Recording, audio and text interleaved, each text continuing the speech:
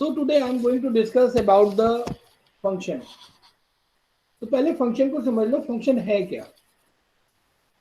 तो मैंने आपको बताया था इन द प्रीवियस क्लासेस कि there are various programming style.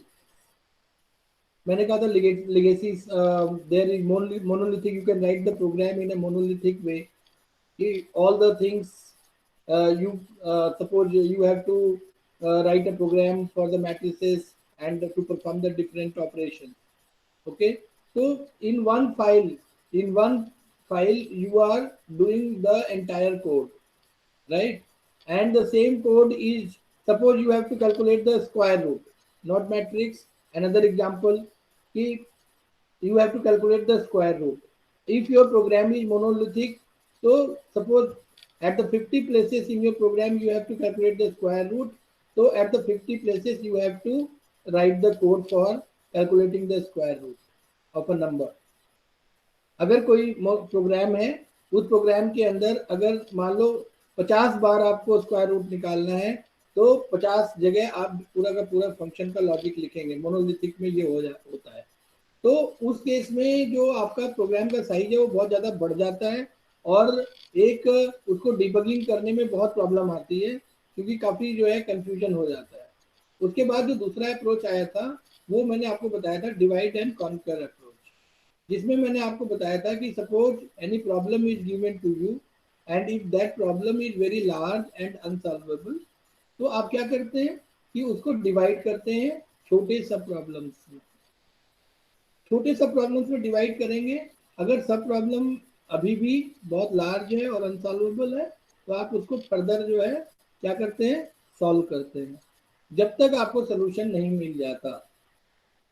तो जब आप डिफरेंट किसी प्रॉब्लम को डिफरेंट सब प्रॉब्लम्स में डिवाइड करते हैं, तो वो सब प्रॉब्लम्स क्या हैं, बेसिकली दो सब प्रॉब्लम्स आर फंक्शंस। और दूसरी चीज कि अगर कोई मैथमेटिकल एक्सप्रेशन है, सपोज ए प्लस बी, तो ए प्लस बी एक एक्सप्रेशन है जिसके अंदर दो ऑपरेंड हैं ए और बी, वेरिएबल है ए और बी, और एक ऑपरेटर प्लस है। तो ए और बी क्या होगा, आर्गुमेंट होगा, और प्लस क्या होगा, ऑपरेटर होगा। तो जो ऑपरेटर है किसी एक्सप्रेशन के अंदर वही क्या होता है, फंक्शन होता है। ठीक है, तो ए प्लस बी में प्लस क्या है, that is a function, and A and B both are parameters और ऑपरेंड्स, राइट।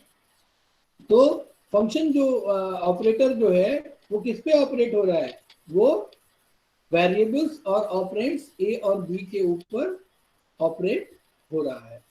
तो ये तो मैथमेटिकल टर्म्स में you can define the function.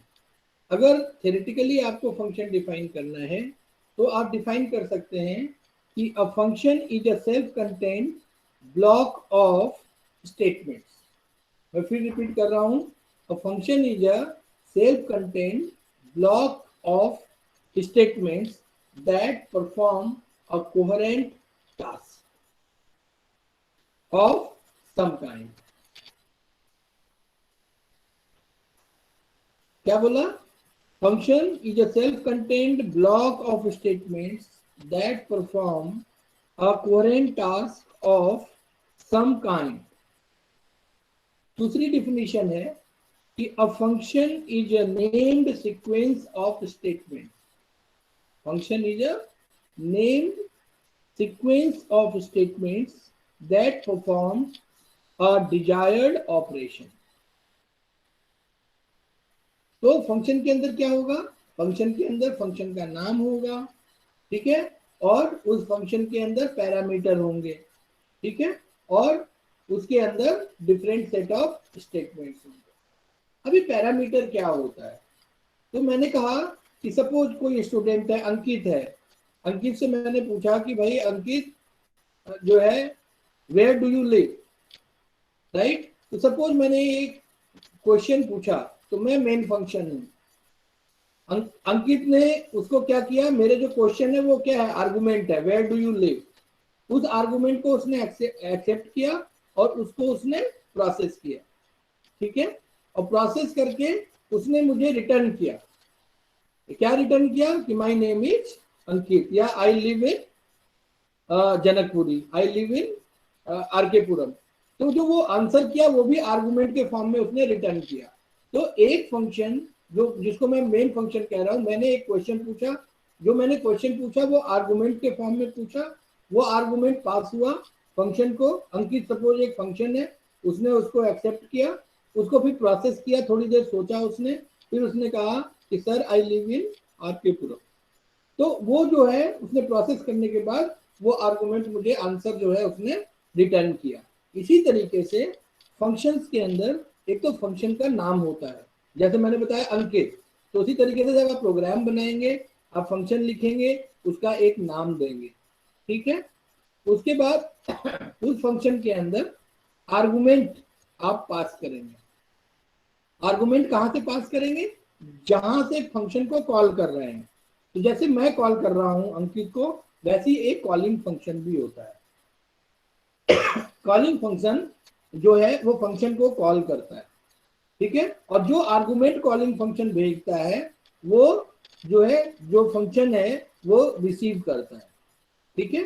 तो एक तो सेंडर होता है, जो आर्गुमेंट को सेंड करता है उसको हम बोलते हैं कॉलिंग फंक्शन, और जो आर्गुमेंट को एक्सेप्ट करता है उसको बोलते हैं हम कॉल्ड फंक्शन, उसको हम बोलते हैं कॉल्ड फंक्शन, राइट। और पाइथन के अंदर जब भी हम फंक्शन लिखते हैं, वो फंक्शन हमेशा जो है हम लिखेंगे डेफ स्टेटमेंट, DEF। उसका सिंटेक्स क्या होता है? सिंटेक्स होता है def DEF, name of the function, bracket के अंदर arguments colon set of statement. तो इस तरीके से आप क्या करेंगे? फंक्शन को डिफाइन करेंगे। अब क्या है द एडवांटेज, क्या है of using function? The advantage of using function is that it makes the program smaller by eliminating repetitive code। इसका क्या मतलब है? मैंने आपको बताया कि जब मोनोलिथिक प्रोग्राम है उसमें अगर एक फंक्शन आप SQRT यूज कर रहे हैं स्क्वायर रूट निकालने का, तो अगर वो 50 जगह SQRT स्क्वायर रूट करना पड़ रहा है उस प्रोग्राम के अंदर, तो आप 50 बार डिफाइन कर रहे हैं। फंक्शन में क्या होता है, एक बार आपने फंक्शन बना लिया तो उस फंक्शन को एक बार लिख लिया, तो उसी को बार बार जो है आप कॉल कर सकते हैं। तो कोड को आप बार बार नहीं लिख रहे हैं। तो एक तो उससे क्या होगा कि आपका जो कोड है, प्रोग्राम है, वो स्मॉलर हो जाएगा, प्रोग्राम को का जो कॉम्प्लेक्सिटी है वो कम हो जाएगी, क्योंकि उसको डिबगिंग करने में आपको आसानी होगी, ठीक है। तो ये एडवांटेज है। इसके बाद आप कह सकते हैं कि जब भी जो कॉल्ड फंक्शन होता है उसके जो आर्गुमेंट्स होते हैं वो क्या होते हैं? एक्चुअल आर्गुमेंट्स कहलाते हैं। जो कॉल्ड फंक्शन है उसके आर्गुमेंट, जो कॉल करता है उसके आर्गुमेंट्स को हम क्या बोलते हैं? एक्चुअल आर्गुमेंट बोलते हैं। और जो फंक्शन डिफाइन जहां पे हो रहा है उस फंक्शन के आर्गुमेंट्स को हम क्या बोलते हैं? उसको हम बोलते हैं फॉर्मल पैरामीटर या फॉर्मल आर्गुमेंट। अगली बात जो फंक्शन के बारे में है कि देयर कैन बी 0 और मोर पैरामीटर्स। मतलब फंक्शन जो है विदाउट आर्गुमेंट भी हो सकता है और विद आर्गुमेंट्स भी हो सकता है। इसलिए मैंने कहा कि देयर कैन बी 0 और more parameters while you are defining a function.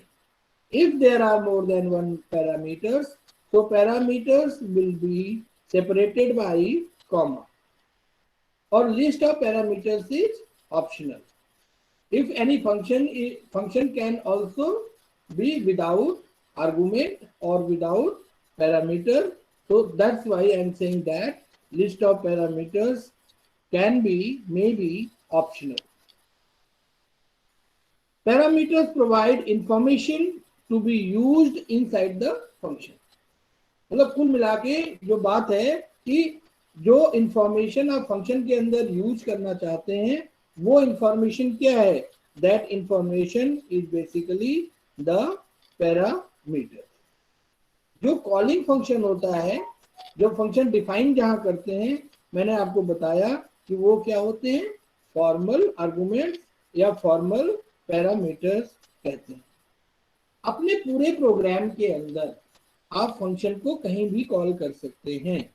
You can call the function anywhere in the program. You can call the function anywhere in the program. Please note that the variables written after the function name in a def statement are often called the formal parameters of the function, while the values supplied when you call the function are called the actual parameters. Or same function can be called again and again, or that can be called repeatedly. Also, one function can call, and through one function you can call another function. Through one function you can call another function. Now, advantages of using function. एक तो क्या है, functions have basically two advantages. One is code reusability. What is the code reusability? As I told you that in any program, suppose a sqrt function you have to use, and if you are using for 50 times you will have to define into the monolithic program. So what is the better way? Better way is that once you define the code, and that code should be reused again and again, so that you don't have to write the code in a repeatable manner. So functions are the simplest way to group logic at one place, and you can use it at more than one place and more than once. So that this is the advantage, that is the code reusability. So the most important aspect of writing a program using function is the code reusability. Another advantage is to increase functional decomposition. Any problem is given, you are dividing those problems into the sub-problem, that problem into the sub-problem. So increased functional decomposition is the another advantage of program. And what is the advantage of this of decomposition? The advantage of decomposition is to make your program simpler. To make your program simpler. Function work as a tool for splitting programs into the pieces, and that have a well-defined role. So every function will have a well-defined role, and you will define that function once, and you can call that function anywhere in your program, right? So if we talk about whatever I told you, if practically we talk, so you see the screen now. Here I have created a function f, okay, and this function is starting. What is the syntax? def, name of the function and arguments and colon. तो यहां पर function दो line का है, define F x colon return 2 star x. तो यहां पर आप फंक्शन को डिफाइन कर रहे हैं. ये फंक्शन एक काम कर रहा है. क्या काम कर रहा है कि जो भी आर्गुमेंट है उस आर्गुमेंट को 2 से मल्टीप्लाई कर रहा है. बस इतना काम कर रहा है. ठीक है. तो आपने क्या किया, सिंटेक्स क्या है, define DEF space name of the function and arguments. Okay, argument bracket में डालेंगे, कोलन और स्टेटमेंट. तो this is the function definition. अब फंक्शन कॉल कहां हो रहा है, ये 4 बार मैंने फंक्शन को कॉल किया. प्रिंट एफ, इस फंक्शन के अंदर, कॉलिंग फंक्शन के अंदर हमने आर्गुमेंट लिस्ट पास किया. यहां पर हमने फंक्शन के अंदर क्या पास किया, स्ट्रिंग पास किया. यहां पर हमने फंक्शन के अंदर फ्लोटिंग वैल्यू पास की और यहां पे इंटीजर पास की. तो 4 कॉलिंग फंक्शन है. ठीक है. तो पहला हम देखते हैं. पहला कॉलिंग फंक्शन है print F 234. What is this 234? This is a list basically. This is a sequence. और ये इसको हम म्यूटेबल, मैंने ये भी बताया था पिछली क्लास में कि लिस्ट को हम क्या बोलते हैं, mutable object. Why this is mutable object? कि आप इसके एलिमेंट्स को चेंज कर सकते हैं। जैसे अगर मैं कहूं कि insert at the first position, second position -1 value, तो हम क्या करेंगे, 2 -1 3 4, तो आप यहाँ पर -1 वैल्यू ऐड कर रहे हैं, तो that's why you can change the items of the list. So that's why that is mutable, means you can change the list. Okay, so list is always an mutable object. So in this calling function हम क्या कर रहे हैं, list पास कर रहे हैं। तो F234 ये जो लिस्ट है, this list is what? Excuse me sir. Yes sir what is the meaning of mutable? क्या चीज? सर म्यूटेबल का मतलब क्या होता है? म्यूटेबल का मतलब होता है चेंज हो सके, तो लिस्ट के एलिमेंट्स को आप चेंज कर सकते हैं ऑपरेशंस के थ्रू। Okay sir. ठीक है, तो डिफरेंट ऑपरेशंस है, इंसर्ट है, रिमूव है। सपोज 3 को आप रिमूव करना चाहते हैं, तो आप क्या लिखेंगे, लिस्ट का कुछ नाम होगा L.remove3, तो now the list will have 2 and 4। तो now the earlier the list was having the value 3, but once you have removed the 3, then now list is having the value 2 and 4. It means that is mutable. You can change the elements of a list. तो पहला चीज है कि list क्या है, mutable object है। ये जो फंक्शन है इसको मैंने कहा कॉलिंग फंक्शन, ये कॉल कर रहा है, ये मैं हूं जो मैंने अंकित से क्वेश्चन पूछा। F234 ये एक्चुअल आर्गुमेंट है। कॉलिंग फंक्शन के अंदर जो आर्गुमेंट हम पास करते हैं उसको हम एक्चुअल आर्गुमेंट कहते हैं। और ये एक्चुअल आर्गुमेंट है क्या, बेसिकली ये लिस्ट है। ठीक है, यहां पर इसके बाद ये डिफाइंड है, डिफाइंड f(x). इस जो x आर्गुमेंट है ये फॉर्मल पैरामीटर है। This x is a formal parameter. तो जैसे ही हम क्या करेंगे, पहली चीज तो ये हमें ध्यान रखना है कि there should be 1-to-1 correspondence between the actual parameter and formal parameter and actual parameter. There should be 1-to-1 correspondence between x and this list item. Okay, so x corresponds to 2, 3 and 4, तो हमेशा 1-to-1 correspondence होगा।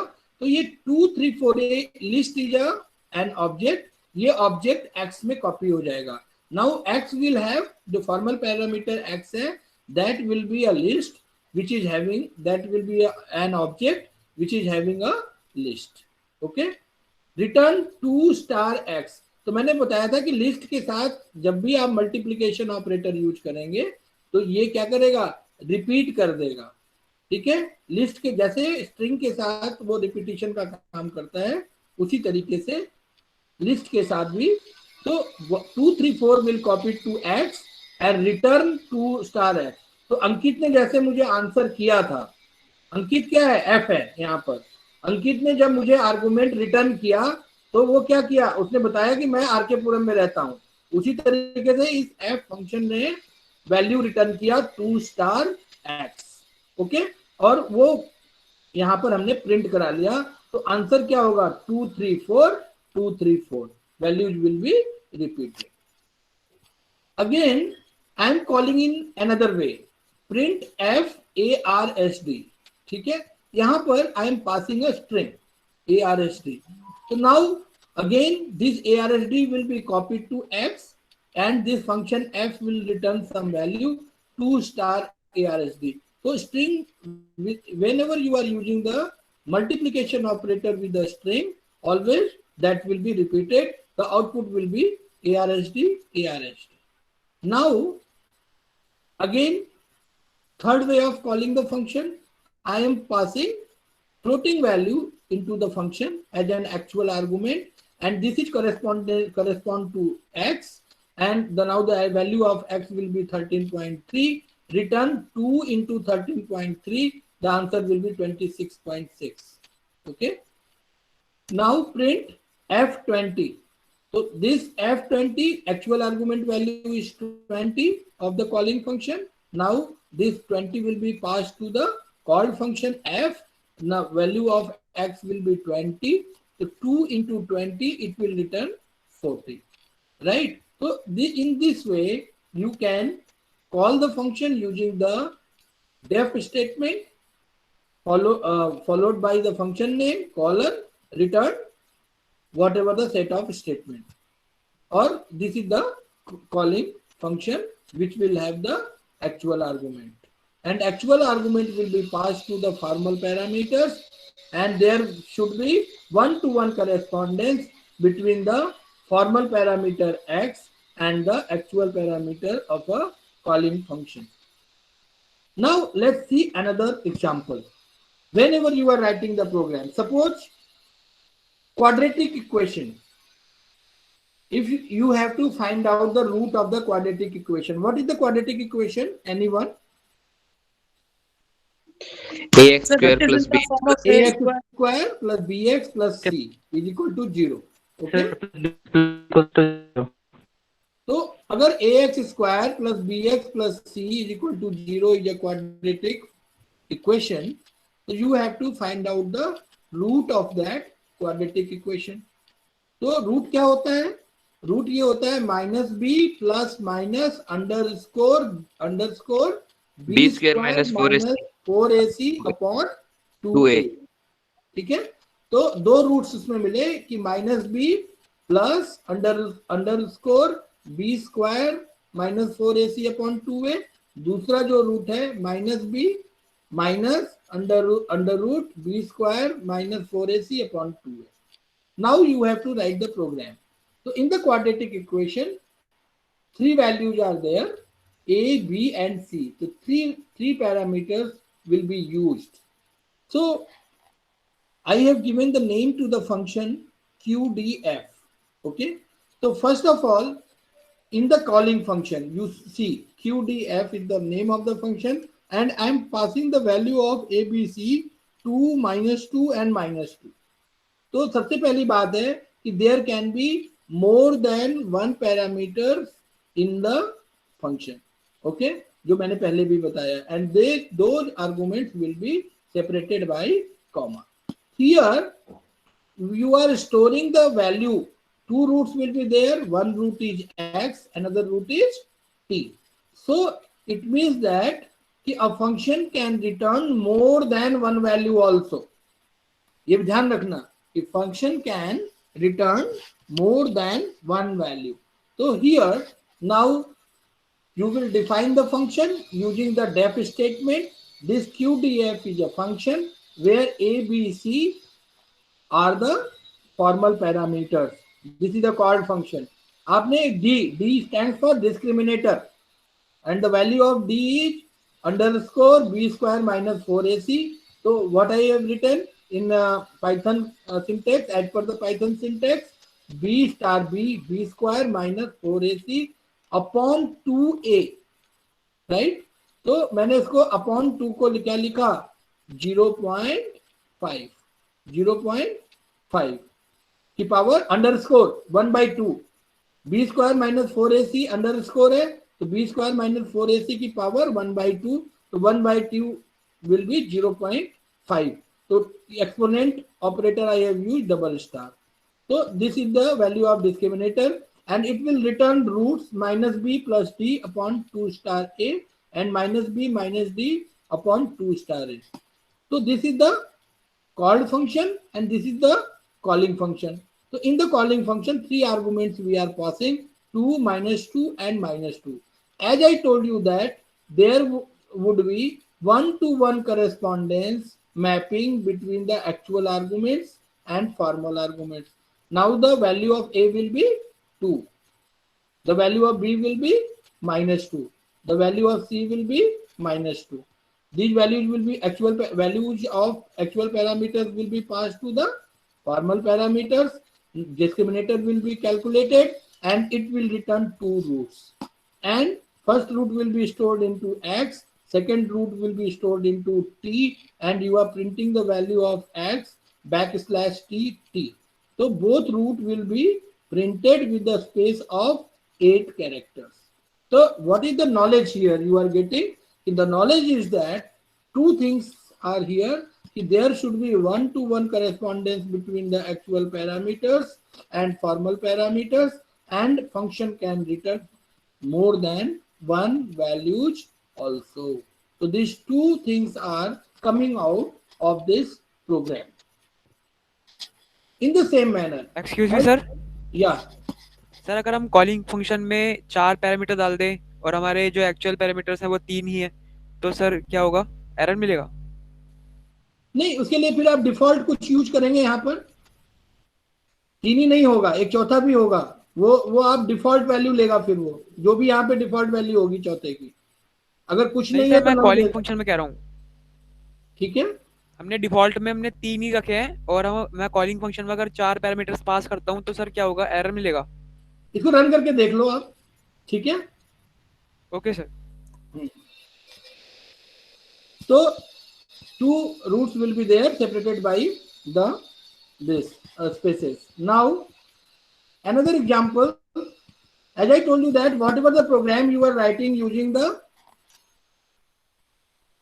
without function, using for loop, while loop, the same program can be written with the help of function also. So Fibonacci series, in the last class we did this program. So here we are printing the Fibonacci series using the function. Okay, so here calling function क्या है? fib5, you are passing one argument. Okay, and यहाँ पर क्या है? fibn, तो 5 will be copied to n, the value of n will be 5, and rest of the code is same as previous. x is in previous and previous to previous term का sum जो है next term होगा। x को 0 से initialise किया, y को 1 से initialise किया, while loop लगाया, y is less than 5, तो it will start from 1 to 4. ठीक है, and it will print 1 1 4 terms of Fibonacci series. It will print 1 1 का addition 2 2 1 का addition 3. So in this way you can convert any program written earlier in the way of function. This is another program, same program of Fibonacci series. This program I have created using the list. Okay, so different logic, you can apply different logic on this. So there is not a single logic for solving any problem. Okay, you can develop your own logic, and there is not the any constant logic. It's not necessary whatever the solution you are providing to me, and whatever solution I am providing to you, both are same, both may be different. 5 students are there, 5 students can develop 5 different logics to solve a particular problem. So there is no unified way of creating the logic. So the same Fibonacci series you can generate using the list also. So here in the calling function, the name of the function is fib, actual parameter value is 5, that is passing to the formal parameter n. Now the value of n is 5. Now you can create the empty list in this manner. L is a list which is an empty list. So empty list always created with this manner. So initially the list is empty. Now we are writing the code. X value is initialized with 0, y is initialized with 1, while y is less than n colon. इसमें हम क्या कर रहे हैं? y की value 5 है ना, तो y is less than 5, 4 times ये लूप चलेगा। तो पहले बार जब y की वैल्यू क्या है? 1 है, तो l डॉट अपेंड y, तो लिस्ट में पहले ब्लैंक थी लिस्ट, उसमें हमने लास्ट क्या जोड़ दिया? y 1 जोड़ दिया, एंड हमने क्या लिखा? x की वैल्यू y हो गई 1 हो गई, और y की वैल्यू क्या हो गई? 0 + 1 1 हो गई। रिटर्न लिस्ट, लिस्ट रिटर्न किया, क्या रिटर्न किया लिस्ट ने? 1. Now again this while loop will call, and y is less than 1, right? Again it will l dot append y, again 1 will be appended to the list. Now the value of x is 1, y is 1, तो x की value 1 हो जाएगी, y की value 1 plus 1 क्या होगी 2, तो return l 2. Now 2 is less than 5, l dot append y, 2 will be appended. In this way this list will be generated 1 1 2 3. So using the list also you can generate the Fibonacci series. So in the examination, especially they may ask that write a function to generate Fibonacci series up to a terms. अगर term 5 नहीं है, आपको user से लेना है, तो आप n को क्या करेंगे, n is equal to int input enter the number, ऊपर करा लेंगे तो वो n की वैल्यू हो जाएगी और y will be less than that user input. तो जितने टर्म्स तक आप कराना चाहते हैं फिबोनाची सीरीज आप कर सकते हैं. एग्जामिनेशन के अंदर वो या तो सिंपल व्हाइल लूप पूछेगा, सिंपल फॉर लूप पूछेगा, या तो कहेगा यूजिंग फंक्शन आप जो है फिबोनाची सीरीज जनरेट करिए या using list Fibonacci series generate कीजिए. तो एक क्वेश्चन से आप देख रहे हैं कि 4 क्वेश्चंस जो है आपके बन गए. आप एग्जाम में या तो वो पूछ सकते हैं यूजिंग लिस्ट आप जनरेट करिए या यूजिंग फंक्शन जनरेट कीजिए, या वो पूछ सकते हैं यूजिंग व्हाइल लूप जनरेट कीजिए, या वो पूछ सकते हैं यूजिंग फॉर लूप जनरेट कीजिए. Right, so this is the different way. Now let's see another problem. So what is the meaning of append? Oh my god, last class में बताया था बच्चा कि कोई भी लिस्ट है उस लिस्ट के लास्ट में वो एलिमेंट ऐड हो जाता है. अगर एम्प्टी स्ट्रिंग एम्प्टी लिस्ट है तो लास्ट क्या हुआ, पहला ही जो है लास्ट होगा तो एलिमेंट उसके अंदर डाल देगा. अगर सपोज लिस्ट के अंदर एक एलिमेंट है 2, अब उसके बाद अपेंड कर रहे हो अगली वैल्यू तो वो 2 के बाद आएगी. अगर 3 एलिमेंट है तो चौथा एलिमेंट जो है हमेशा लिस्ट के लास्ट में वैल्यू ऐड करेगा. तो that is the append function. It's clear? Hello? Yes sir. Yes sir. Now another problem, to find out the absolute value of any value. तो आप mod फंक्शन आपने पढ़ा है, mod x की value क्या होती है. अगर कोई मैथमेटिकल इक्वेशन है उसमें mod x की वैल्यू x कब होगी, जब x पॉजिटिव होगा, और mod x की वैल्यू माइनस x कब होगी, जब लेस देन 0 होगा, और ग्रेटर देन 0 होगा तो क्या होगा, पॉजिटिव होगा. पढ़ा है ना आपने mod Yes, x. sir. तो mod x की वैल्यू क्या होती है, आप लिखते हैं ना डबल पैरेलल लाइन और बीच में वेरिएबल, तो mod x is equal to 0 if x is greater than 0. अगर 1 वो माइनस है, -1 होगा, 1 होगा, ग्रेटर देन 0 है, अगर -1 होगा तो लेस देन 1. तो आप यहाँ पर देखिए वही सेम कॉन्सेप्ट मैंने यूज किया, मैंने मॉड का नाम रख दिया एब्सोल्यूट. Okay, print apps -5. यहाँ पर एक्चुअल पैरामीटर कॉलिंग फंक्शन में मैं -5 वैल्यू पास कर रहा हूँ. यहाँ फंक्शन हमने डिफाइन किया है, डिफाइन एब्सोल्यूट x. तो -5 will be passed to x.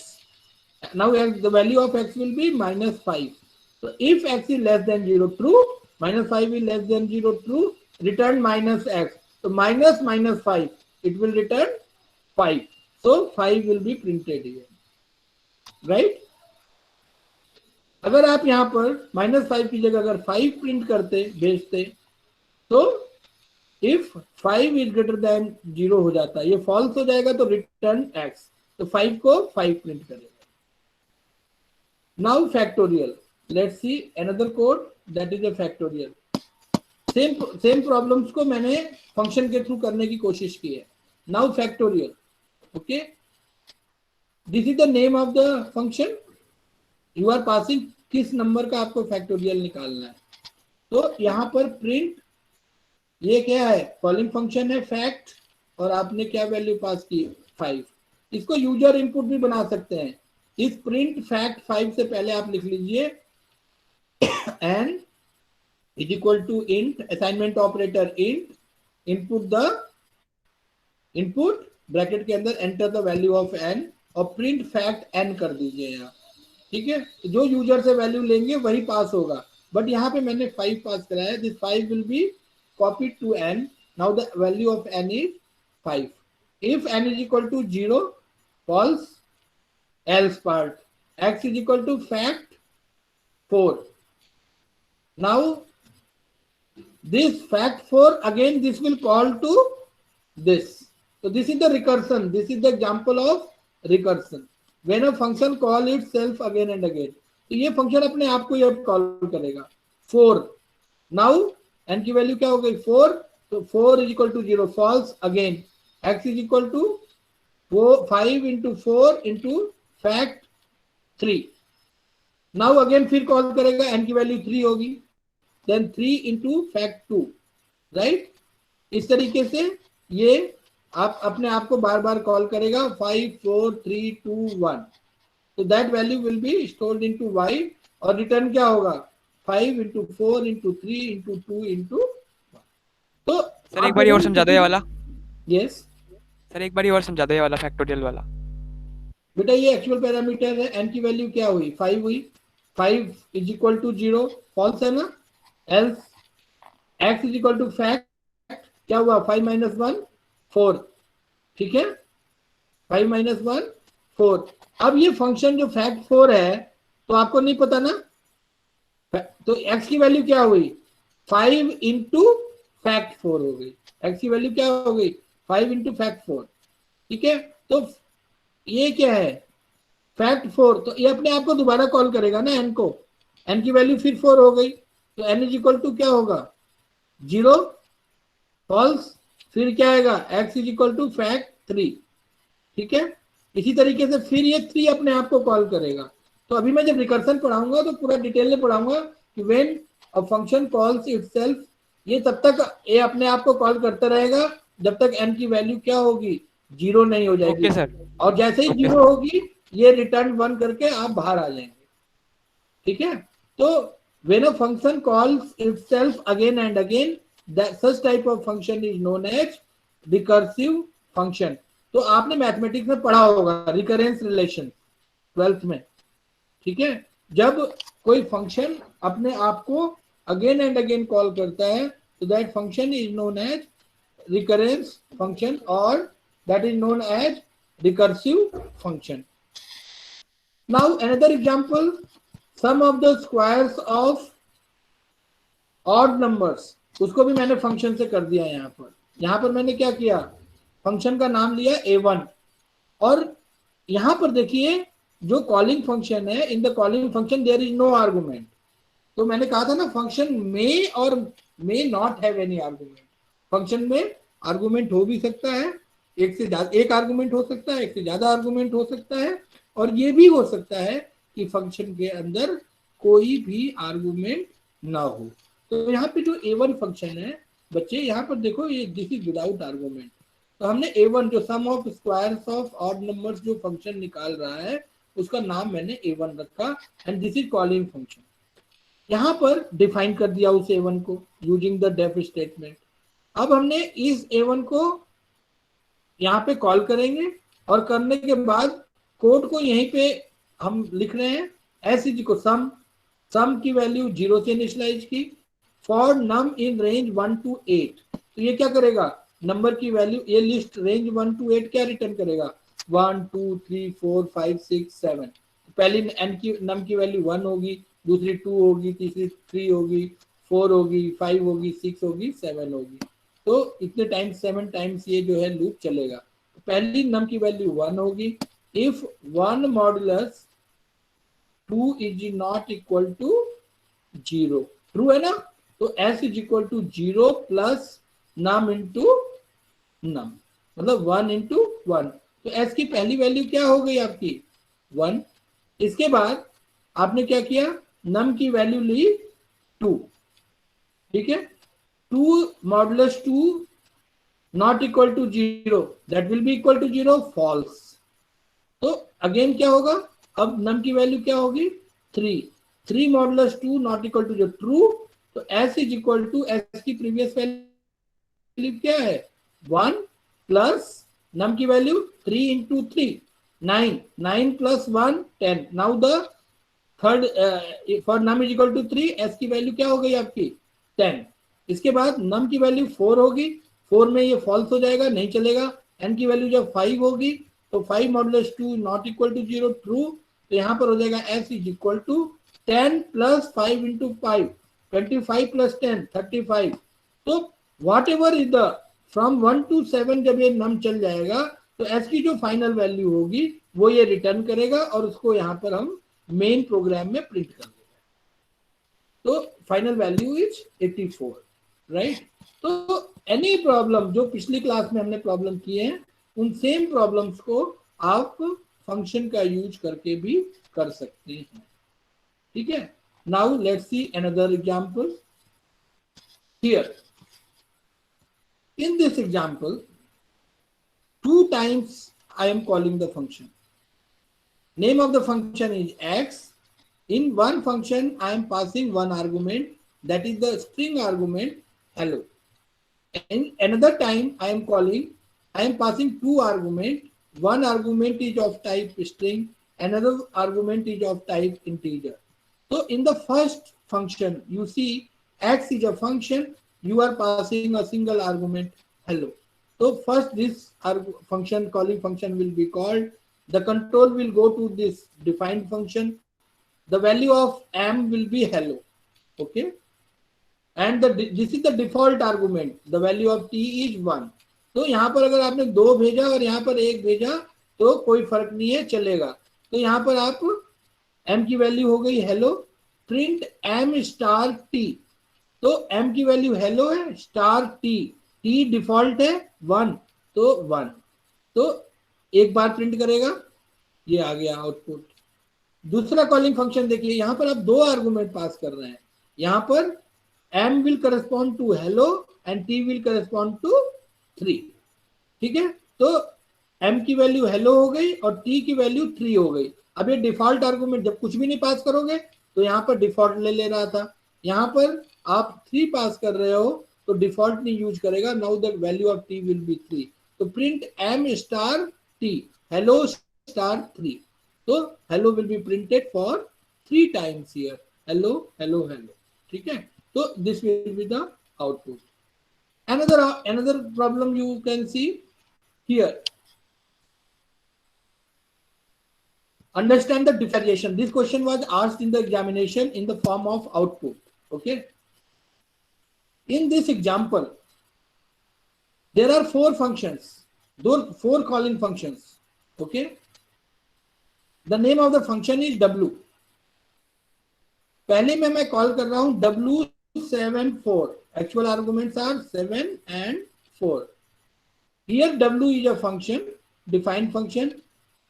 3 arguments x is there. Default argument, अगर कोई argument actual से नहीं पास करोगे calling से तो वो डिफॉल्ट लेगा। इसी तरीके से z भी क्या है, डिफॉल्ट है। अब मैंने यहाँ कॉलिंग से 7 पास किया तो मैंने कहा 1 to 1 करस्पॉन्डेंस होगा, तो x की वैल्यू क्या होगी, यहाँ पर 7 होगी। और y की वैल्यू क्या होगी बच्चे, अब 8 नहीं रहेगी, 4 होगी। और z की वैल्यू, चूंकि z नहीं है कॉलिंग फंक्शन में, तो z की वैल्यू क्या ले लेगा, ये डिफॉल्ट ले लेगा। तो ये क्या रिटर्न करेगा, 7, 4 एंड 12 वैल्यू, ठीक है। इसके बाद इसको देखिए, यहां पर इस कॉलिंग फंक्शन के एग्जांपल को देखिए।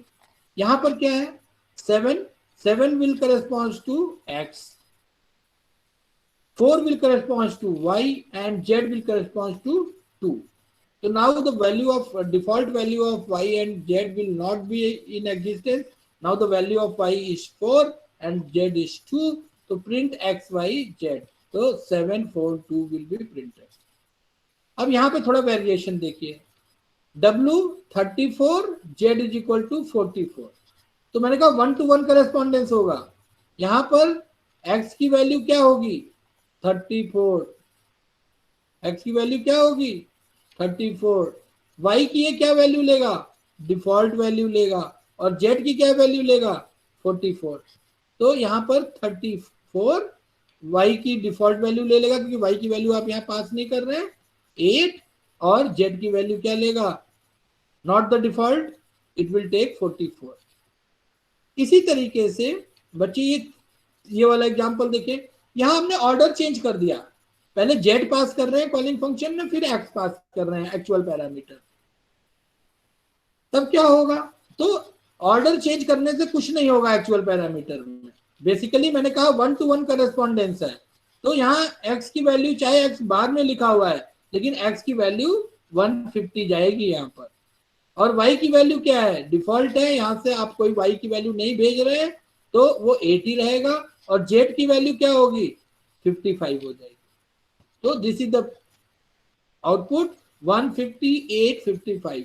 तो what is the outcome, outcome is here, क्या इससे नॉलेज निकली, इस प्रोग्राम से थ्योरेटिकल नॉलेज क्या निकली कि अगर कॉलिंग फंक्शन के अंदर अगर आर्गुमेंट्स का ऑर्डर आप पास भी कर बदल भी देते हैं, तो मैंने चूंकि डिफिनीशन में आपको बताया कि there is a 1 to 1 correspondence between the formal parameters and actual parameters, so by changing the order will not work. X is the first argument in the defined function, so x, the value of x will be 150 in spite of the fact that you have written this x after z. Okay, तो order को actual parameters के order को change करने से कोई फर्क नहीं पड़ेगा, वो x पहले आएगा, y बाद में आएगा, उसके बाद z आएगा, order will be maintained. It's clear to everybody? Yes, sir. Yes, sir. Yes, sir. Now let's see another example of function. अब क्या है कि while you are writing the program using the function, always it is from the actual parameters how many arguments you are passing to the formal parameters you don't know. ऐसी situation हो सकती है, एक बार 4 भेजा, एक बार 3 आर्गुमेंट भेजा, एक बार 1000 argument भेज दिया एक्चुअल पैरामीटर से, एक बार 500 भेज दिया, एक बार 5 भेजा, एक बार 2 भेजा, एक बार 3 भेजा, अगर x को 5-6 बार कॉल करना है, तो यू नेवर नो कि how many arguments you are passing from the calling function if this is the situation. तो in that case you will not write the name, corresponding name to each parameter. You will use star and name of the variable, formal parameter. ठीक, मैं फिर बता रहा हूं कि there may be situation when you don't know how many parameters you are passing from the calling function. In that case, at the time of defining the function, before the formal parameter, you will use the symbol star. So I have defined a function def x star str. Okay. Excuse me sir, Yes. Sir star का use एक बार और बता दीजिए please, आपकी आवाज थोड़ी down हो गई थी। मैंने कहा there may be situation. ठीक है. In earlier examples, you have seen that there is a 1 to 1 correspondence. You are passing the actual parameters, and those actual parameters are copied to the formal parameters. Here, मैं कह रहा हूं कि कुछ ऐसी situation होगी कि एक्चुअल पैरामीटर से आप कितने आर्गुमेंट भेज रहे हैं, यू आर नॉट श्योर। एक बार आप 4 भेज रहे हैं, एक बार 3 भेज रहे हैं, एक बार 2 भेज रहे हैं, और उन सभी आर्गुमेंट के लिए आपका फंक्शन क्या होना चाहिए, काम करना चाहिए। अगर ऐसा है, जैसे यहाँ कॉलिंग फंक्शन में मैं 4 आर्गुमेंट भेज रहा हूँ, ठीक है, इसका 4 पैरामीटर है, लेकिन हमने इसके करेस्पॉन्डिंग 4 फॉर्मल पैरामीटर नहीं लिखा, हमने क्या लिखा, स्टार एसटीआर। इसको बोलते हैं आर्बिट्रेरी पैरामीटर पासिंग टेक्निक। ठीक है, तो यहां पर स्टार एसटीआर यूज कर लिया हमने, तो यहां पर हमने एक टपल भेज दिया which is having the value Raj, Shyam, Sheela and Radha. ये क्या है, एसटीआर टपल है, तो for s in STR, s के अंदर पहली वैल्यू क्या होगी, राज, दूसरी श्याम, तीसरी शीला, तीसरी राधा। तो प्रिंट, सर यस सर ये अपना लूप कंप्लीट करेगा ना, मतलब फॉर एस इन स्ट्रिंग है तो फिर एक्स का तो सर लेंथ 4 है, तो फिर एक साथ राज, श्याम, शीला, राधा एक साथ प्रिंट एक होगा। साथ नहीं करेगा बेटा, पहले फॉर एस चलेगा, एस इन एसटीआर, एसटीआर के अंदर क्या है, राज है, श्याम है, शीला, तो पहली वैल्यू लेगा ना राज, एस जो है पहली वैल्यू लेगा राज, प्रिंट हाय राज। उसके बाद फिर एस लेगा, क्या लेगा, श्याम, प्रिंट हाय श्याम। फिर एस के अंदर तीसरी वैल्यू क्या होगी, ये शीला, तो प्रिंट हाय शीला। इसके बाद चौथी वैल्यू एस क्या लेगा, एसटीआर के अंदर क्या है, राधा, तो print hi Radha. So this will be the output. Sir अगर हम स्टार नहीं लगाते हैं तो क्या होगा? तो फिर आपको करस्पॉन्डिंग यहाँ पे T1 T2 T3 T4 करना पड़ेगा, ठीक है, इसलिए स्टार यूज कर रहे हैं। यही मैंने बताया ना कि if there are a situation that you are not sure that कि from the calling function how many arguments you are passing, calling function से कितने आर्गुमेंट आप पास कर रहे हो, आप इसके बारे में श्योर नहीं हो, तो आप यहाँ पर क्या यूज करो, स्टार यूज कर लो और एक वेरिएबल ले लो और उसके बाद उसको आप यहाँ पर यूज कर सकते हो, ठीक है। तो इसको हम बोलते हैं arbitrary way of passing parameter. Note कर लीजिए, arbitrary way of passing parameter to define a function. तो उसमें हम, और ये बेस्ट एग्जांपल है जिससे आप इस चीज को समझ सकते हैं। क्लियर?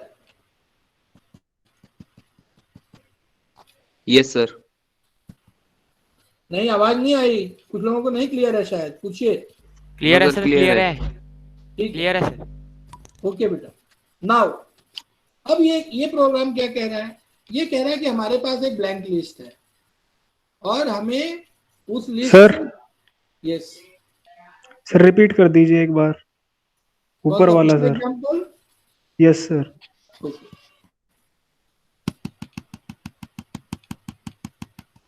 मैंने आपको क्या बताया इससे पहले, इसको भूल जाओ, इससे पहले क्या बताया, इससे पहले मैंने बताया कि कोई भी फंक्शन आपको बनाना है तो फंक्शन दो तरीके का होता है, एक कॉलिंग फंक्शन होता है, एक कॉल्ड फंक्शन होता है। तो कॉलिंग फंक्शन से आप आर्गुमेंट पास करते हैं, कॉलिंग फंक्शन के आर्गुमेंट्स को हम क्या बोलते हैं, एक्चुअल आर्गुमेंट्स बोलते हैं, और जो फंक्शन जहां डिफाइन करते हैं उसको कॉल्ड फंक्शन बोलते हैं, उसके आर्गुमेंट्स को हम क्या बोलते हैं, फॉर्मल पैरामीटर्स बोलते हैं, ठीक है। और मैंने ये भी बताया कि एक्चुअल पैरामीटर और फॉर्मल पैरामीटर के बीच में 1-to-1 करेस्पॉन्डेंस होता है, ठीक है, ये बताया ना। अगर एक्चुअल पैरामीटर में 3 है तो ऊपर भी तुम क्या डिफाइन करोगे, 3 फॉर्मल पैरामीटर डिफाइन करोगे जनरली, ठीक है। इसी तरीके से अगर हम यहां पर देखें तो अगर मैं कह रहा हूं कि एक्चुअल पैरामीटर्स में मैं नहीं पता मुझे कि मैं कितने भेजूंगा, मैं सर चार भी यहाँ भेज पे सकता- स्टार क्यों यूज कर रहे हैं?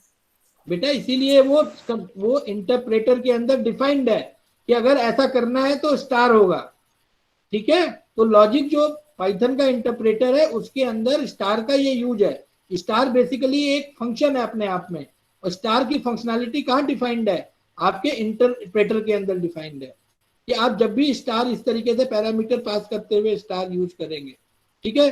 तो क्यों यूज कर रहे हैं वो मैं बता रहा हूं, लेकिन उसका लॉजिक क्या है वो इंटरप्रेटर को पता है, ठीक है। तो यूज करने का ही मैं बता रहा हूं तुम्हें कि एक सिचुएशन हो सकती है जब तुम्हें पता नहीं है कि तुम कॉलिंग फंक्शन से कितने आर्गुमेंट पास कर रहे हो। अगर नॉर्मल होता तो तुम यहाँ 4 एक्चुअल पैरामीटर पास कर रहे हो तो 4 फॉर्मल पैरामीटर होना चाहिए था, यहाँ पे होना चाहिए था कि नहीं होना चाहिए था? सर होना एक बार चाहिए था स्टार ना? हटा के रन कीजिए। हेलो, सर एक बार स्टार हटा के रन कीजिए इस प्रोग्राम को।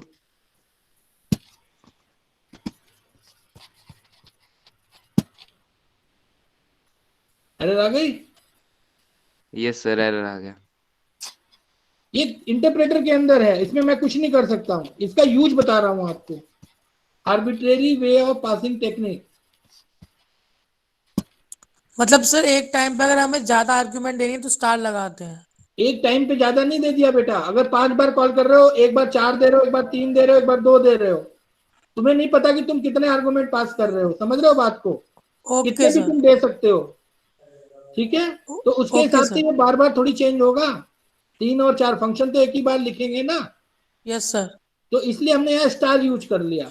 और यहाँ पर हमने 4 भेज रहे हैं, राज, श्याम, शीला और राधा। ये किसमें, ये str बेसिकली क्या हुआ, ये टपल है, टपल भी एक सीक्वेंस होता है, टपल एक सीक्वेंस होता है जो कि कलेक्शन ऑफ एलिमेंट्स होता है। तो ये क्या कर रहा है, 4 स्ट्रिंग को ये टपल रख रहा है, तो इस टपल को हमने पास किया यहाँ पर, तो उसके अंदर ये 4 वैल्यू है। अब हमने फॉर लगाया है यहाँ पे लूप, तो for s in S T R, S T R के अंदर 4 वैल्यू है, पहली एस की वैल्यू क्या होगी, राज होगी, तो प्रिंट हाय राज। उसके बाद एस के अंदर दूसरी वैल्यू क्या होगी, श्याम होगी, हाय श्याम। तीसरी वैल्यू क्या होगी, शीला। अब नेक्स्ट बार मैं कॉल कर रहा हूं, मैं 3 ही आर्गुमेंट भेजूंगा, तब भी स्टार चलेगा। ठीक है, लो 3 भेज दिया, 4 भेजा था ना, अब 3 भेज दिया, 3 आ गया, यस सर। 2 भेज दिया। ये एक यूटिलिटी है, ये आप इसको एज ए यूटिलिटी की तरह समझिए, फीचर है ये। ठीक है, तो आप देख रहे हो कि एक्चुअल पैरामीटर से आप कितने भी आर्गुमेंट भेजोगे वो ले लेगा। क्लियर? सर सर जो str है स्ट्रिंग है सर, जो str आप फंक्शन डिफाइन कुछ किए नहीं है, हैं। वेरिएबल है, स्ट्रिंग नहीं है, ओके सर। वेरिएबल है। और वेरिएबल कुछ भी हो सकता है, ये सीक्वेंस हो सकता है, ये लिस्ट हो सकता है, ये टपल हो सकता है।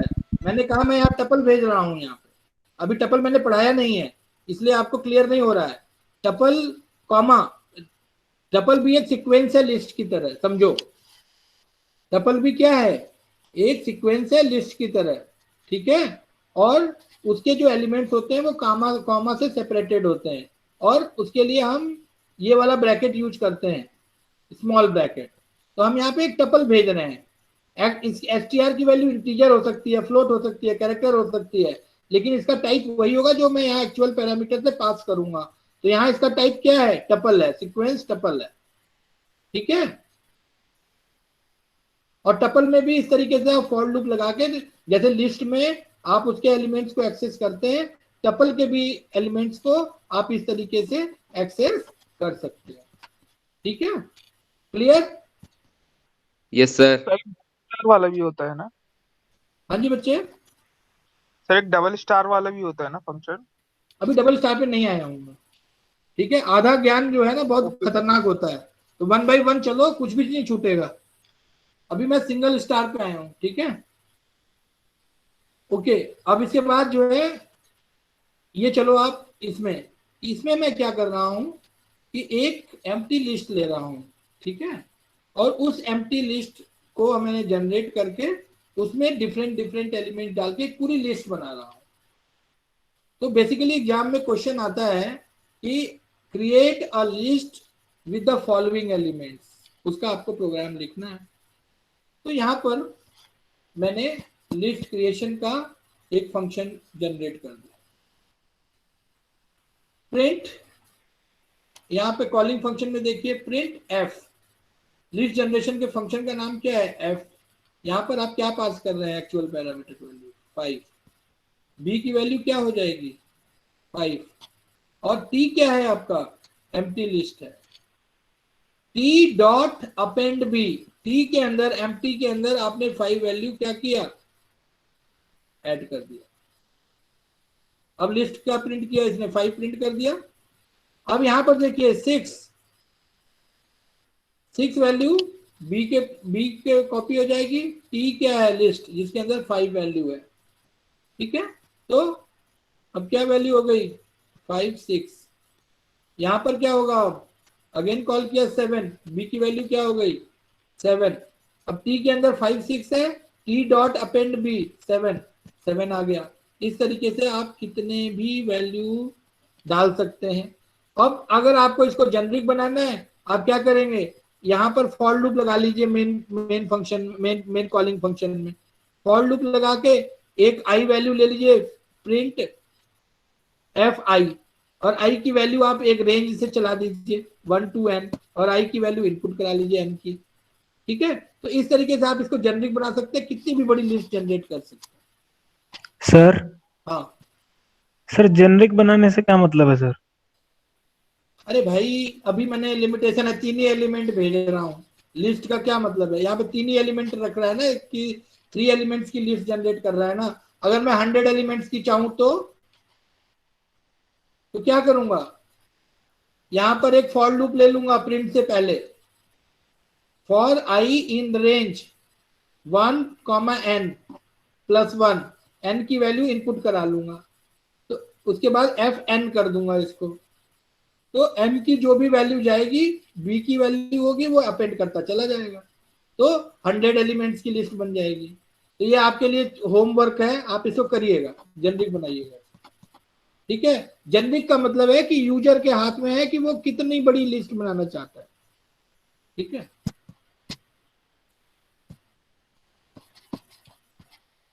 अब देखिए ये इस कोड में कुछ नहीं है खास बात। इस कोड में मैं ये बताना चाह रहा हूं कि x जो है 7 यहाँ पे हम जो अब मैं डिस्कस करूंगा, अब मैं डिस्कस कर रहा हूं scope of variable into a function. ठीक है, अब स्कोप से क्या मतलब है? अभी आपका पेंडेमिक के टाइम में आपका स्कोप क्या है? बाहर नहीं जाना है तो घर के अंदर ही है ना, बात समझ रहे हो? यहाँ पे यस स्कोप सर। का मतलब मैं क्या बता रहा हूं कि आपकी एक्सेसिबिलिटी कहाँ है। तो अभी तो जैसे पेंडेमिक टाइम है, तो पेंडेमिक टाइम में जब लॉकडाउन हुआ था तो घर से बाहर नहीं निकलना था, तो आपका जो स्कोप था विद इन हाउस था, होम था। इसके बाद अगर लॉकडाउन हटा तो लोगों ने बाहर जाना भी शुरू कर दिया, तो आपका स्कोप घर के अलावा जो है बाहर हो गया। अभी कॉलेज में बच्चे नहीं जा रहे हैं तो उनका स्कोप क्या है? वो कॉलेज उनको अभी एक्सेसिबल नहीं है। समझ रहे हो बात? तो फंक्शन के अंदर कोई भी वेरिएबल किसी का फंक्शन के अंदर उसका स्कोप है कि नहीं है, फंक्शन के बाहर उस वेरिएबल का स्कोप है कि नहीं है, मतलब वो एक्सेसिबल है कि नहीं है, ये कैसे डिटरमाइन करेंगे?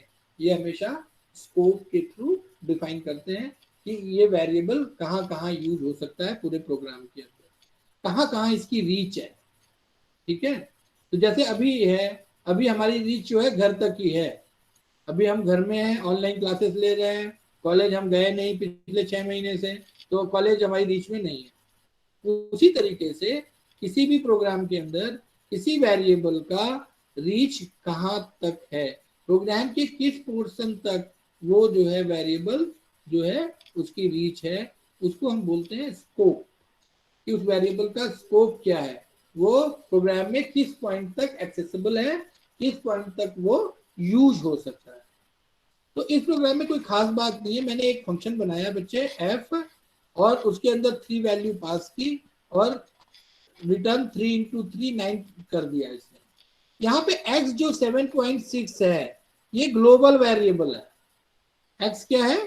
ग्लोबल वेरिएबल है, और ये x जो है उसकी रीच जो है इस फंक्शन के अंदर भी है, तभी हम x को यूज कर पा रहे हैं। तो इसको हम बोलते हैं ग्लोबल वेरिएबल, मतलब this x which is globally defined here, इसकी रीच जो है विद इन फंक्शन भी है। यही बताना चाह रहा था। इसके बाद नेक्स्ट एग्जांपल देखिए, ये तो स्क्वायर रूट का मैंने इम्प्लीमेंटेशन लिखा है कि मैथ है, मैथ पैकेज के अंदर स्क्वायर रूट फंक्शन होता है। तो पिछली बार आप लोग बात कर रहे थे मैथमेटिक्स पैकेज के, मैथ पैकेज के डिफरेंट फंक्शन की बात कर रहे थे, तो कैसे इंप्लीमेंट करेंगे उसका एग्जांपल है यूजिंग फंक्शन कि स्क्वायर रूट को जो कि प्री डिफाइंड है मैथ पैकेज के अंदर, उसको हम यहाँ पर यूज कर रहे हैं। तो मैंने क्या किया, प्रिंट f 5 f क्या है? स्क्वायर रूट निकाल रहा है। x की वैल्यू क्या हो गई? 5।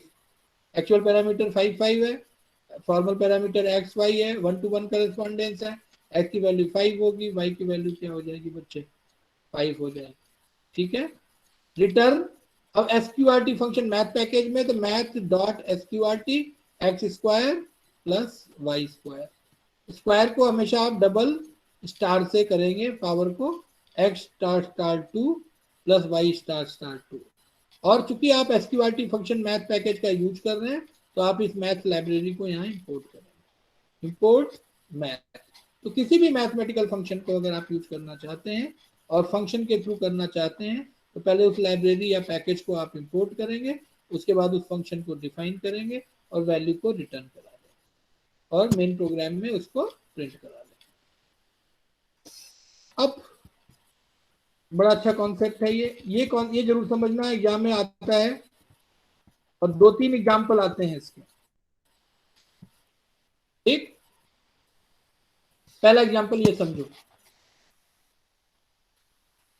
यहाँ पे एक कॉलिंग फंक्शन है z और हमने यहाँ पर 5 वैल्यू पास किया है, ठीक है। और डिफाइन करते समय x को 5 वैल्यू चला गया। उससे पहले ग्लोबल वेरिएबल h हमने डिक्लेयर किया है, डिफाइन किया है। h की वैल्यू क्या है यहाँ पर बच्चे? 7 है ना। तो यहां पर हमने ग्लोबल स्टेटमेंट लिखा, ग्लोबल h, ठीक। और h की वैल्यू 6 डिफाइन कर दी। और प्रिंट h स्टार x क्या होगा? तो 5x की वैल्यू तो यहाँ कॉपी हो गई, फॉर्मल पैरामीटर 5। तो यहाँ पे प्रिंट h की वैल्यू क्या है? 6 लेगा कि 7 लेगा? 6 6 लेगा, वेरी गुड। तो 6 इंटू 5 प्रिंट h क्या प्रिंट किया? 30, ठीक। फिर print h into x 30 print कर दिया। प्रिंट h क्या प्रिंट करेगा? 6। अरे आंसर देख के तो नहीं बोला तुमने? नो और सर। फिर प्रिंट h है वो भी 6 आ गया। अब मैं ग्लोबल हटा दे रहा हूं।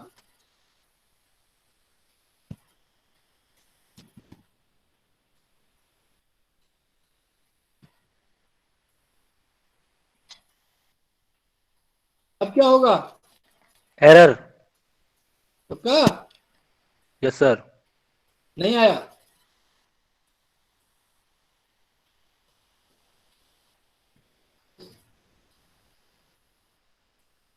क्या मतलब हुआ इसका? सर क्योंकि पहले हमने ग्लोबल में जाकर उसकी वैल्यू चेंज करी थी। ग्लोबल की वैल्यू 7 है, ठीक है। तो नो यहाँ पे सर। फंक्शन के अंदर तो वैल्यू h की यही रहेगी। इसका स्कोप इस h का विद इन द फंक्शन है, ठीक है।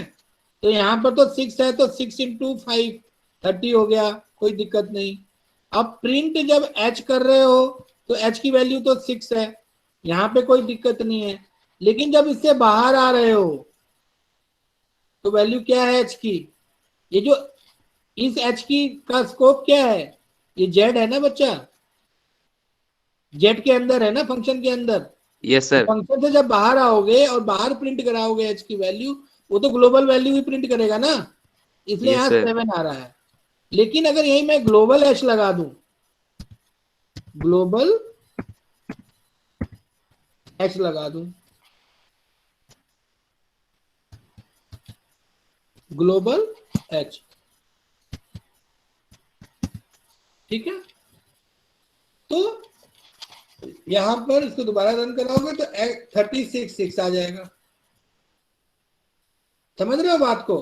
इसका मतलब है कि अगर आप चाहते हो कि फंक्शन के अंदर की वैल्यू ही बाहर भी रिफ्लेक्ट करे, मतलब इसी का जो स्कोप है, फंक्शन के अंदर जो वेरिएबल था उसका जो फंक्शन के अंदर स्कोप था, अगर उसके स्कोप को आप ग्लोबल करना चाहते हो तो आप यहाँ पर ग्लोबल कीवर्ड यूज करोगे।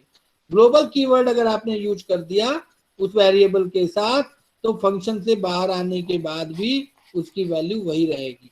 अगर किसी ने जावा किया है, किसी ने C++ किया है, तो स्टैटिक की वर्ड सुना होगा।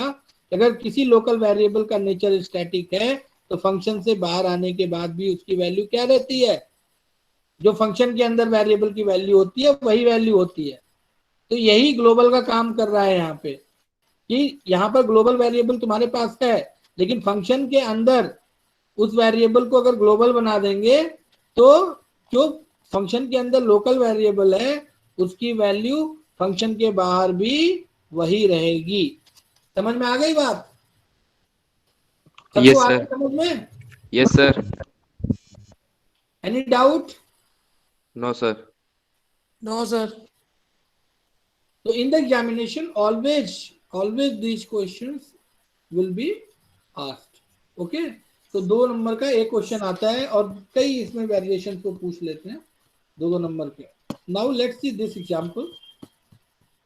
In this example, what is happening? The same thing. Here there is a function f, okay, and we are calling this function define f, okay, and this function is without any arguments. This function is without any arguments. तो मैंने बताया आपको कि function may or may not have any argument. So here you are not passing any argument. Then you have globally defined this value of this is as Python. You have defined globally the value of this as Python, right? So this is the global variable and it's having the value Python. इसका scope क्या होगा? पूरे function के अंदर होगा. अब आपने क्या किया? You have called this function f, control यहाँ जाएगा, इसके अंदर आपने s को ग्लोबल कर दिया. Now print s. What will be the value of s? Python. Python. Answer देख के मत बोलो, वैसे बोलो. s is equal to look g for. अब यहाँ पर डिफाइन कर दिया बच्चा आपने, इसकी लोकल वैल्यू डिफाइन कर दी. तो अब यही रहेगा क्योंकि आपने यहाँ ग्लोबल बना दिया ना, फंक्शन से बाहर भी जाओगे तो वैल्यू यही रहेगी. तो प्रिंट एस करोगे तो क्या प्रिंट होगा? Look G for, right. And then print S, ये प्रिंट हो गया. और उसके बाद फंक्शन से बाहर आके जब दोबारा प्रिंट करोगे तभी वैल्यू क्या प्रिंट करेगा? Look G for. मतलब फंक्शन के अंदर जो वैल्यू थी उस वैल्यू को रिटेन करवा सकते हो using this global. Now let's see another example.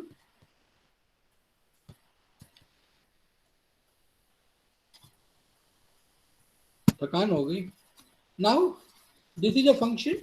Yes sir. Okay, this function is a calling function mf. Okay, यहाँ पे आप फंक्शन को डिफाइन कर रहे हो. यहाँ पर आपने ग्लोबल x लिया और x को यहाँ पर वो किया. तो अगर ये ग्लोबल नहीं हो तो क्या आएगा? नन आएगा वैल्यू. मैं इसको हटा दे रहा हूँ और इसको x को प्रिंट करा रहा हूँ बाहर. तो इस x का scope with in the function है. आ गया ना, रन टाइम एरर आ गया. लेकिन अगर इसी को ग्लोबल कर दोगे तो इस x की वैल्यू बाहर, प्रोग्राम के बाहर भी, फंक्शन के बाहर भी एक्सेस कर सकते हो. Global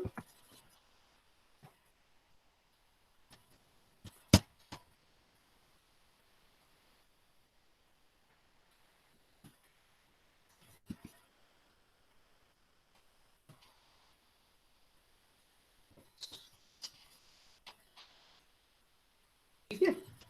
So now it's clear. There should not be any problem. Clear है सर, क्लियर है. हाँ, Clear है sir. Now let's see this example. ये भी एग्जाम में आया हुआ है.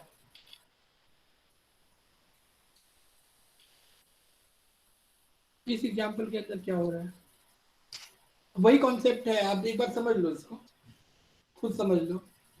Same concept is used here.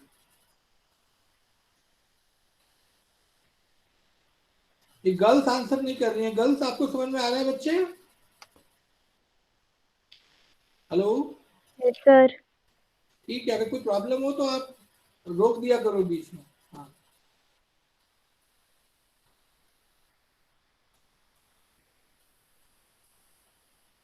यहाँ पर 4 वेरिएबल्स हैं, a b x y. a की वैल्यू 1 असाइन की है, b की आपने 15 असाइन की है, x की 3 and y is assigned with value 4. Now you are calling the function f and 2 arguments you are passing 17 and 4. तो फंक्शन कॉल हो जाएगा, जहाँ डिफाइन लिखा है वहां चला जाएगा कंट्रोल.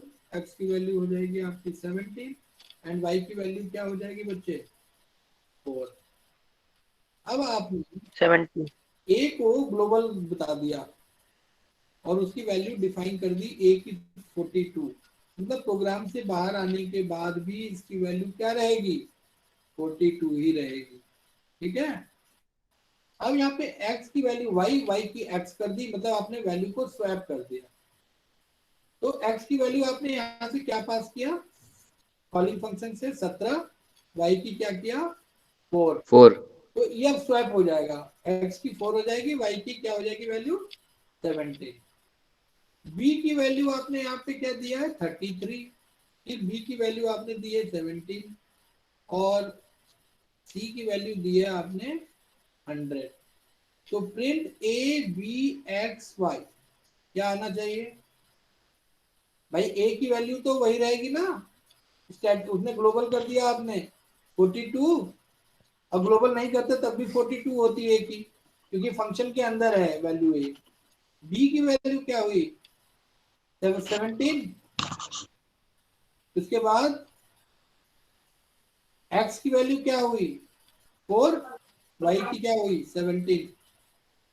अब प्रोग्राम से बाहर आने के बाद आप फिर दोबारा प्रिंट करा रहे हैं वैल्यू को, तो ए की वैल्यू यहाँ पर क्या है 42 ही होगी ना, क्योंकि ग्लोबल कर दिया अंदर, तो जो अंदर वैल्यू असाइन की वही वैल्यू रहेगा, रिटेन करेगा, तो ए की वैल्यू 42 हो जाएगी।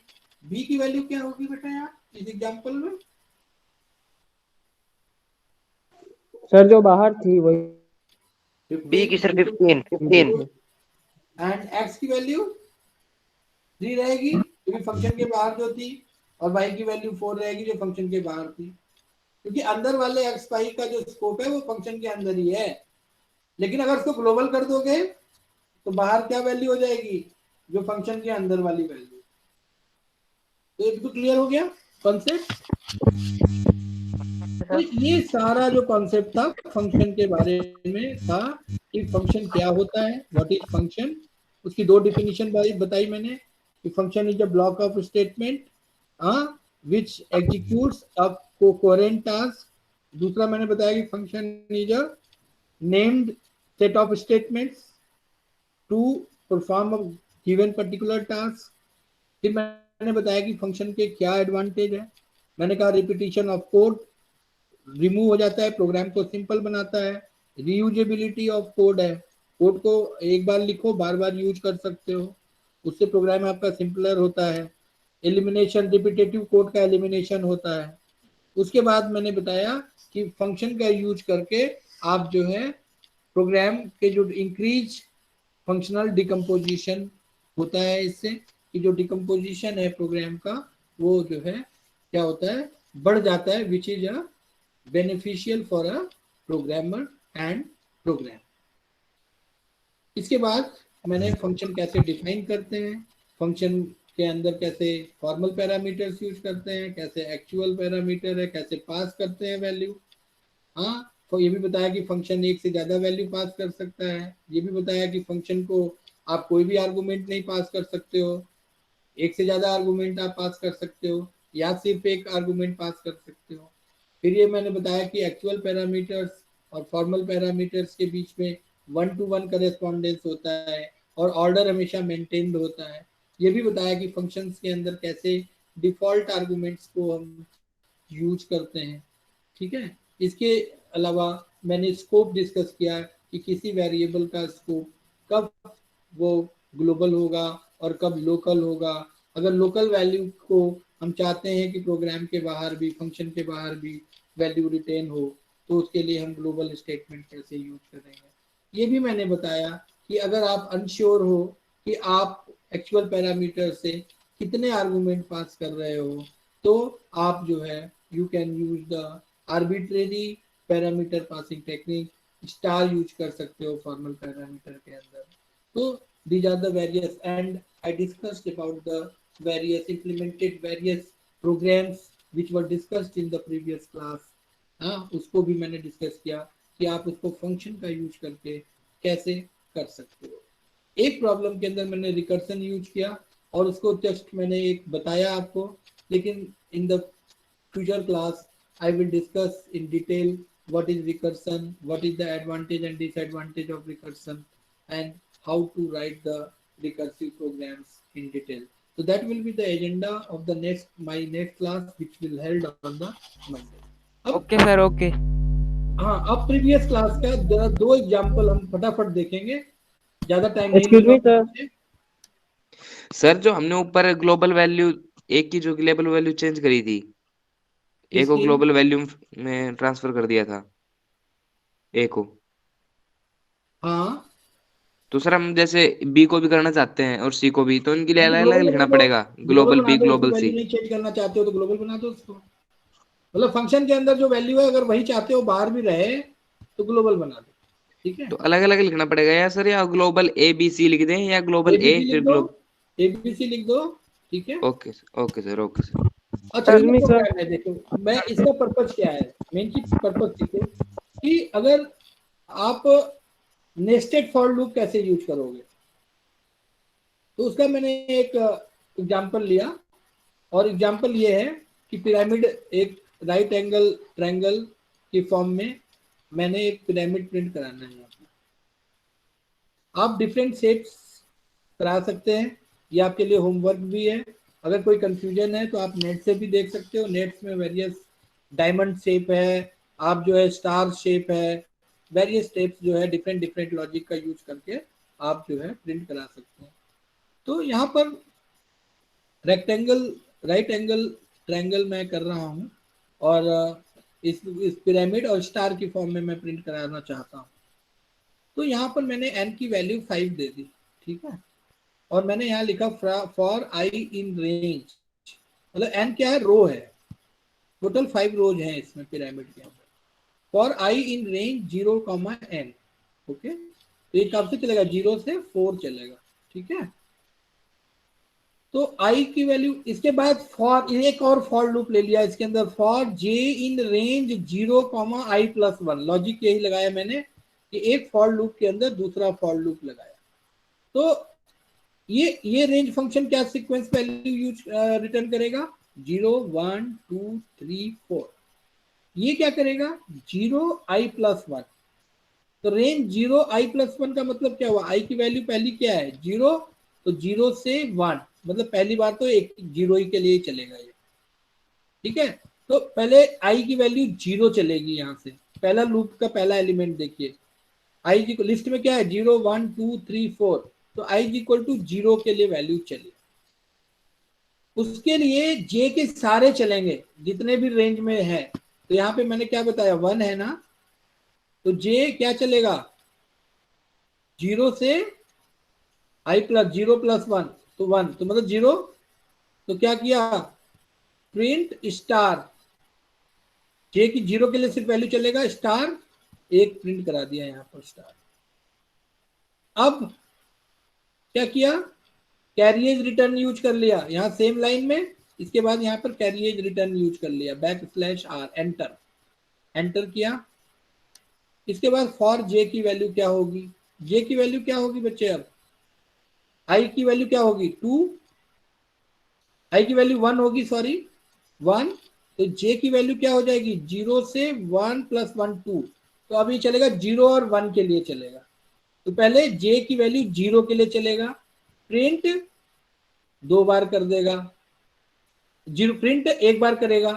उसके बाद सेम लाइन में j की वैल्यू किसके लिए, 1 के लिए करेगा, तो फिर प्रिंट स्टार करेगा, तो 2 स्टार यहाँ प्रिंट हो गया। इसके बाद i में जाएगा, i की वैल्यू क्या लेगा यहाँ पर, 2, अब 2 के लिए j के सारे इटरेशन चलेंगे, तो 0 और 2 प्लस 1, 3, तो क्या रिटर्न करेगा, 0, 1, 2, तो अब j की वैल्यू 0 के लिए j चलेगा, प्रिंट स्टार। इसके बाद j की 1 के लिए चलेगा, स्टार, j की 2 के लिए चलेगा, स्टार, ठीक है, तीनों इटरेशन चल गया। अब i का आएगा, i इक्वल टू 3, ठीक है, 3 के लिए अब j का सारा चलेगा, तो 0 से 3 प्लस 1, 4, तो 0, 1, 2, 3, ठीक है, 0, 1, 2, 3, तो पहले 0 के लिए चलेगा, फिर 1 के लिए, 2 के लिए, 3 के लिए, तो ये 4 बार प्रिंट कर देगा। इसी तरीके से फिर i की वैल्यू 4, तो 4 प्लस 1, 5, तो अब j की वैल्यू 0 के लिए, 1 के लिए, 2 के लिए, 3 के लिए, 4 के लिए, 5 के लिए, 5 टाइम्स ये सेम लाइन में स्टार प्रिंट कर देगा। बस जैसे ही i की वैल्यू क्या होगी, 5 हो जाएगी, ये फॉर लूप से बाहर आ जाएगा और ये राइट एंगल ट्रायंगल आपका प्रिंट हो जाएगा। ये क्लियर है?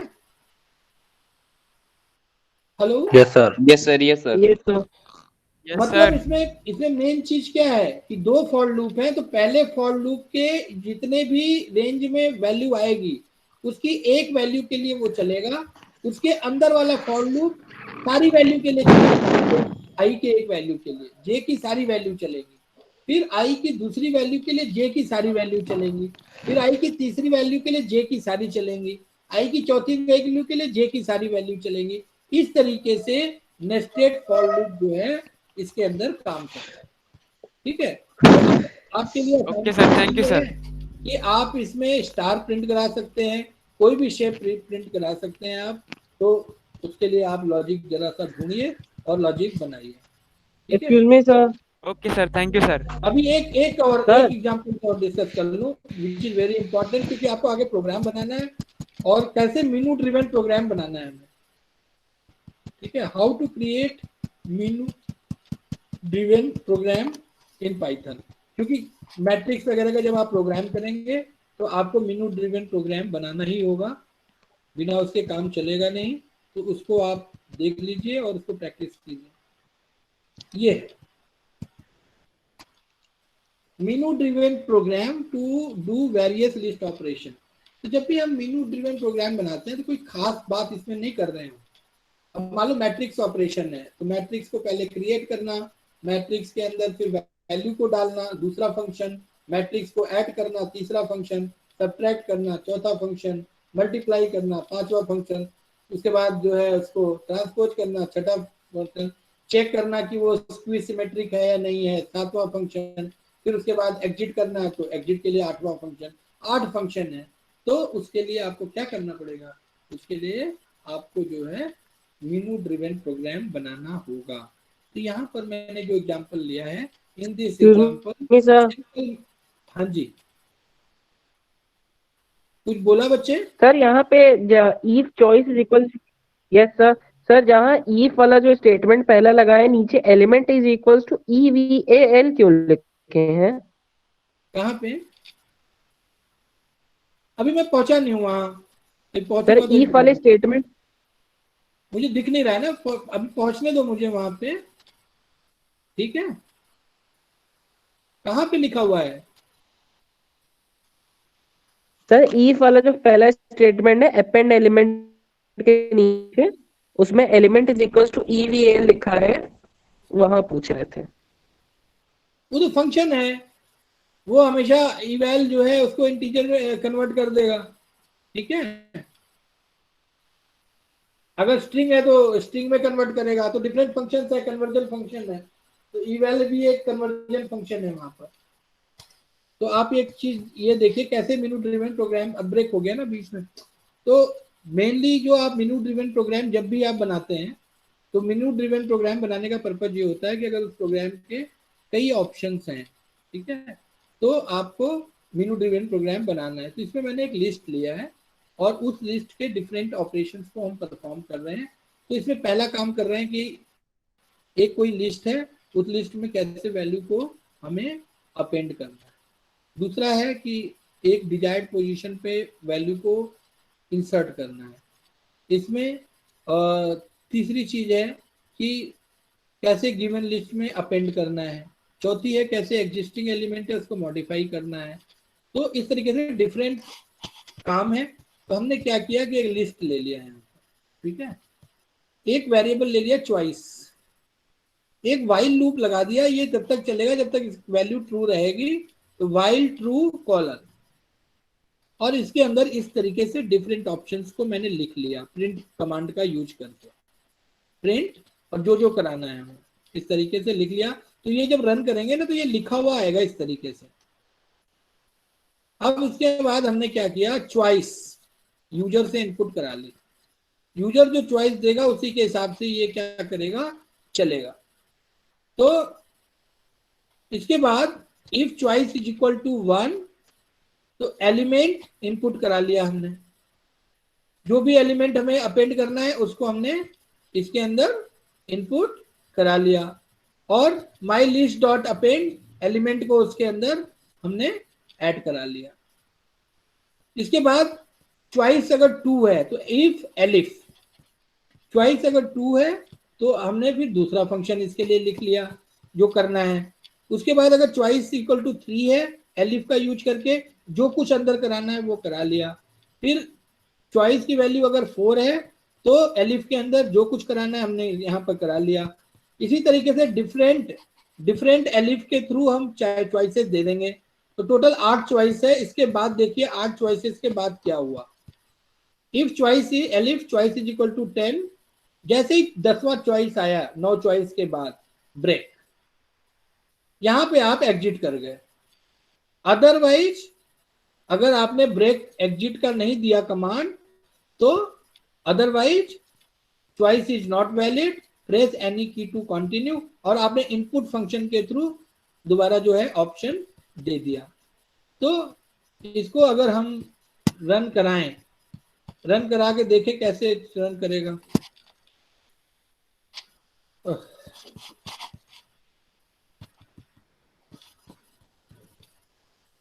ये आ गया लिखा हुआ ऐसे ही, प्रिंट कमांड के थ्रू जो आपने लिखा, व्हाइल लूप चला दिया, लिखा, इसके बाद एंटर योर चॉइस, इनपुट करा दिया आपने, मतलब पहला चॉइस दिया। क्या था पहला चॉइस? Append an element. कौन सा एलिमेंट अपेंड करना है आपको? 34।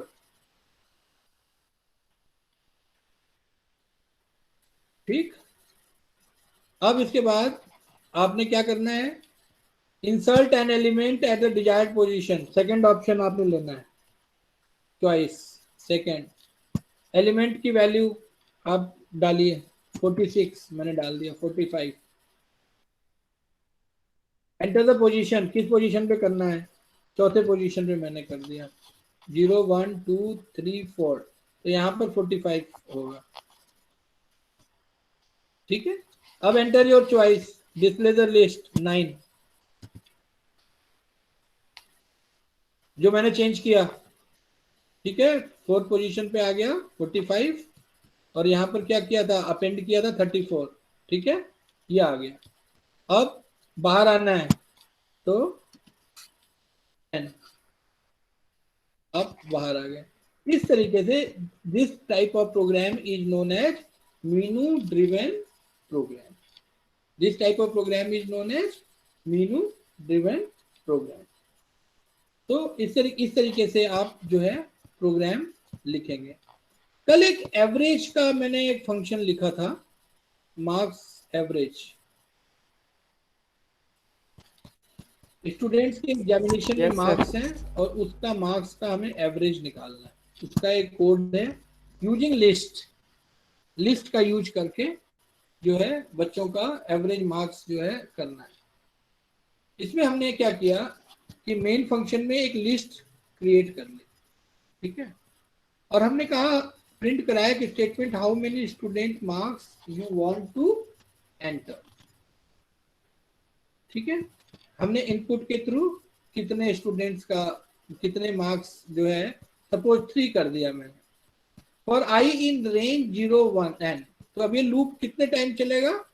0 1 2। Print enter marks of the student i + 1, मतलब 0 फर्स्ट स्टूडेंट का मार्क्स इनपुट करा लिया, उसके बाद सेकंड स्टूडेंट का मार्क्स करा लिया इनपुट, थर्ड स्टूडेंट का मार्क्स इनपुट करा लिया। अब क्या है? List 1 dot append marks. इसके बाद यहां पर कंप्यूट एवरेज कर लिया। कंप्यूट एवरेज फंक्शन जैसे ही कॉल होगा यहां चला जाएगा। इसमें हम क्या पास कर रहे हैं? एक तो लिस्ट पास कर रहे हैं और एक n की वैल्यू पास कर रहे हैं। n क्या है? नंबर ऑफ स्टूडेंट्स है, और लिस्ट क्या है? जितने हमने मार्क्स किए उनको पास करा दिया। अब इन मार्क्स को हम यहाँ पे क्या कर रहे हैं? सम कर रहे हैं यूजिंग द फॉर लूप, और एवरेज कैलकुलेट कर रहे हैं उसको टोटल नंबर ऑफ स्टूडेंट से डिवाइड करके, और जो एवरेज आया उसको हमने रिटर्न करा लिया, और उस एवरेज को हमने यहाँ प्रिंट करा लिया। तो रन करा के देख लो, how many students marks you want to enter. तो मैं कितने स्टूडेंट्स हैं? सपोज 4 हैं। पहले स्टूडेंट का मैंने मार्क्स एंटर कराया 19, सेकेंड स्टूडेंट्स का मार्क्स एंटर कराया 30, फिर 23, देन 24। अब आपका कैलकुलेटेड एवरेज आ गया 24। तो कैलकुलेट करके देख लो, सही आ रहा है? Yes sir. ठीक है, तो इन दिस वे आप जो है बाय यूजिंग द लिस्ट भी डिफरेंट प्रोग्राम्स बना सकते हैं। जो प्रोग्राम एवरेज का कल मैंने कराया था वो विदाउट यूजिंग लिस्ट था। ठीक है, आप फंक्शन के थ्रू भी कर सकते हैं। आप एक एम्प्टी लिस्ट क्रिएट करके उस लिस्ट के अंदर वैल्यू जो है ऐड करा सकते हैं, वो कर सकते हैं। तो डिफरेंट प्रोग्राम करने के तरीके हैं, इट डिपेंड्स कि आप क्या लॉजिक यूज करते हैं।